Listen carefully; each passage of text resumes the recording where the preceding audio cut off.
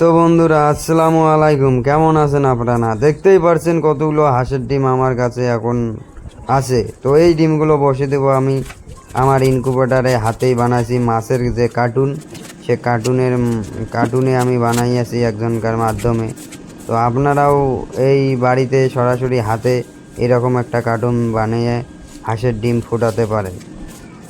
তো মোটামুটি আমার মাছের কার্টুনটা নিয়েছে মোটামুটি 30 থেকে 40 টাকা। আর যেগুলো আমি ফ্যান পাঙ্খা যেগুলো লাগিয়েছি সব মিলে টোটাল 2000 টাকা আমার খরচা পড়েছে।